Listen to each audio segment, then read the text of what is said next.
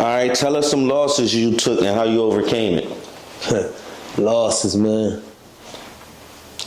I took losses, over $30,000-$40,000 in losses. The kickback became so big, so publicized, so notorious, so infamous at the same time. Like, it was one of those things that was one of the most hated on movements in this town. Literally, I can't tell you why, but it was one of the most powerful movements in this town.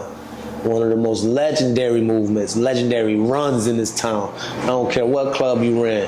The Kickback had a better run than your club run. On my mama, nigga. But besides that, like, I end up, you know what I'm saying, dealing with certain women who ain't really respect the hustle for real, you know what I'm saying? But then when you in that life, you can't, man, listen.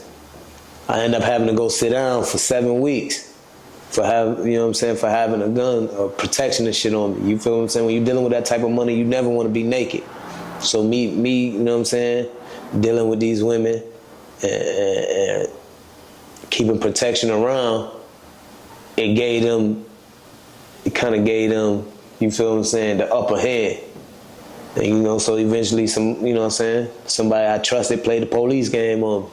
Told them folks, you know what I mean, whatever. I went and sat down. But that was at the height of you know what I'm saying, that was at the height of the kickback.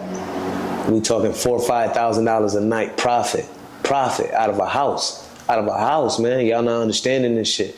So on top of that, we talking about, I had promoters come to my house to get me out the house and say, listen, we need these people at the club. We trying to figure out why these months. Shout out to Live Entertainment. Shout out to Clevy. They know what's going on, man. I don't lie. I don't cap. So that's one thing we ain't gonna do. But those people came and got me out the crib and said, nah, bring this shit to the club and use your shit as the after party, man. You still gonna eat. You can eat at the club, man. You can eat afterwards because they still gonna come to your house. You got it. You got the house wave, bro. Get back in the club.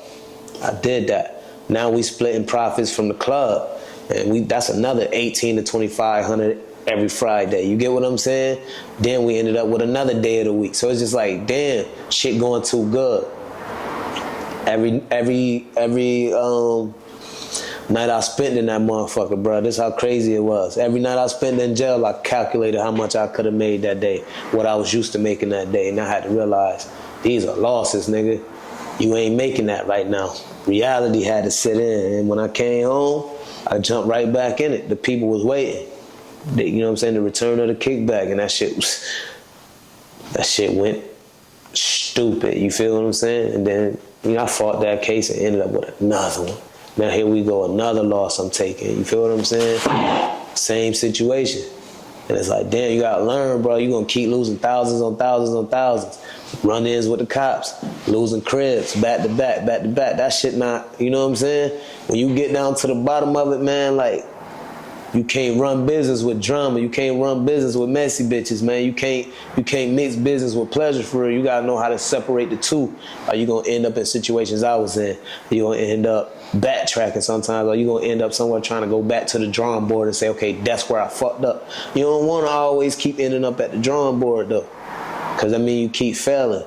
But you gotta keep failing to get far. You gotta keep failing to succeed. Listen, failure is the key to success. If you ain't never failed at nothing, man, you ain't never made it nowhere for real.